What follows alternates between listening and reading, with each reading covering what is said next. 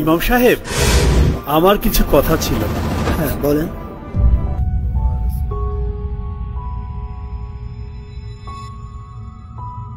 এই মুর্দারের কাছে আমি 50 লক্ষ টাকা পাই, এর ফয়সালা কে দিবে? আচ্ছা, আমি ওনার ছেলেদের সঙ্গে কথা বলছি। হুজুর, আমার বাবা মারা যাওয়ার আগে এরকম কোনো ওসিয়ত করে যায়নি যে উনি 50 লক্ষ টাকা পাবে। আমি আমার টাকার ফয়সালা না পেলে এই মুর্দারের জানাজা করতে দিতে পারি না।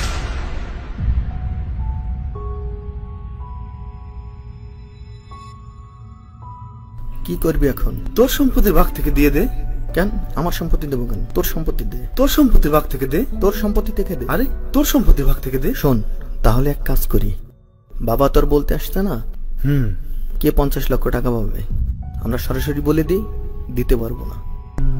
ঠিকই বলছিস। ইমাম সাহেব, আমার বাবা যখন বলে যায়নি তাহলে আমরা এই টাকা দিতে পারবো না। সে যদি এই টাকার দাবি না ছাড়ে তাহলে আমি এই জানাজা পড়াইতে পারবো না। ইমাম সাহেব, এই ব্যাগে কিছু গহনা আছে যা বিক্রি করলে উনি বেশ কিছু টাকা পাবে। তারপর উনি যদি চান আমি সারা জীবন ওনার বাসায় কাজ করে ঋণ পরিশোধ করব।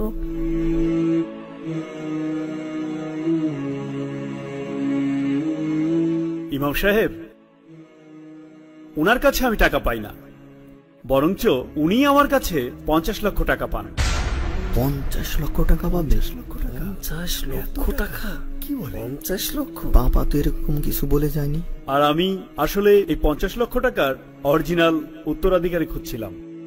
আমি পেয়ে গেছি উত্তরাধিকারী। এই মেয়েটি হচ্ছে এই টাকার 50 লক্ষ টাকার অরিজিনাল হকদার। মা, আমি তোমার উপর খুব খুশি।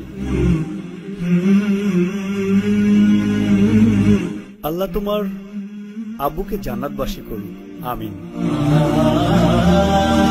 পূর্ণাঙ্গ মানুষ হয়ে গড়ে উঠতে এবং একটা নিশ্চিত ভবিষ্যতের পথে পা বাড়াতে বাবা মায়ের যে অবদান, কোনো মূল্যেই সেই ঋণ শোধ করবার নয়। অথচ আমরা কেউ কেউ সামান্য ভুল বা অবহেলায় বাবা মায়ের আশীর্বাদ পুষ্ট সেই জীবনকে করে ফেলি কলুষিত। আর যে সন্তান কৃতজ্ঞ চিত্তে বাবা মায়ের ইচ্ছা, বাসনা কিংবা অপূর্ণ কাজ সম্পাদনে নিজের সর্বস্ব বিলিয়ে দিতেও দ্বিধা করে না, আল্লাহর শুভ দৃষ্টি তার উপরে বর্ষিত হয়। বাবা মায়ের প্রতি দায়িত্ব পালনের মাধ্যমে আল্লাহর সন্তুষ্টির পথে আপনাদের জন্য আমাদের এই দাওয়াত।